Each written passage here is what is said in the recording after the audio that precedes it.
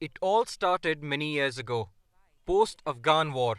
The Pakistani government ensured a pro-Pakistan establishment in Kabul by supporting the Afghan Taliban. It allowed Pakistan to avoid India's influence in Afghanistan and even keep Iran in check. Meanwhile, Pakistan also tried to gain strategic advantage using non-state actors in Kashmir. These non-state actors were a part of the actual military strategy. At the lowest rung of the military ladder, you use these to compensate for India's conventional advantage. This informal understanding helped both the state and these non-state actors. But the price of the strategic debt was perhaps too high. Pakistan was slowly but steadily stepping in with the Taliban ideology. To assist non-state actors, authorities turned a blind eye towards the radicalization of the youth in madrasas. And of course, there were those who went a step ahead. Certain factions of the security establishment simultaneously nurtured militant groups inside the country, such as the Tehreek-e-Nifaz-e-Shariat-e-Muhammad and Tehreek-e-Taliban Pakistan. But 9/11 forced the Pakistani government to take a U-turn on its policy by initiating a crackdown against militant groups in the country, although reluctantly due to rising American pressure. And so began the present-day contention between the militant groups, including TNSM and TTP, and the Pakistani government. And by this time, these non-state actors, formed through a coalition of small groups, had become formidable enough to challenge the writ of the state. Militancy in Kashmir went out of fashion, out of business. So a number of issues came together to allow these Taliban to sort of do what they did in Pakistan. A lot of it really to do with conflating religious rhetoric with anti-Americanism and what they really wanted to do, which was to sort of Talibanize the regions that they were in control of.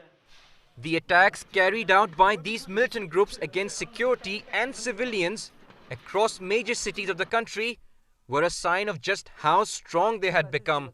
Pakistan faced a range of tough questions asked by an equally tough international community.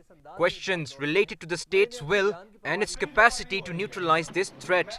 Some analysts, however, believe that eliminating all militant groups would be disastrous for Pakistan, while others say that non-state actors should be completely dismantled. It is in our interest to keep a check on them, and I think we have learnt a lesson, and we must put them into the main national stream, and out of them who are very good fighters, who are really devoted people, motivated people, they should be part of our whole security system. They should be part, their involvement in the security, in the defense of Pakistan should be institutionalized.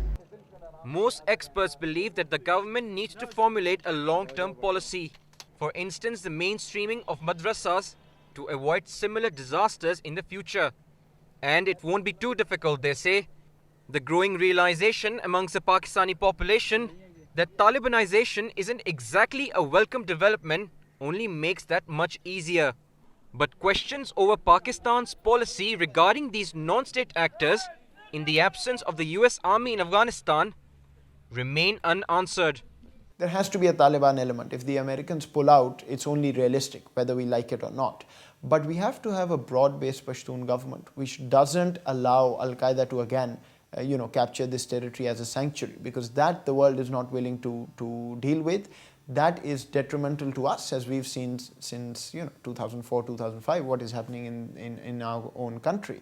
No, but when they go out, they can't leave a vacuum. I think here the regional countries come in, and there should be a regional force in a transitory period which should allow the Afghan people to have their own government. The Talibans, the Northern Alliance, the warlords, the Karzai people. Analysts warn that unless the emphasis is shifted to diplomatic victories, this policy of strategic gains against India might see resurgence very soon.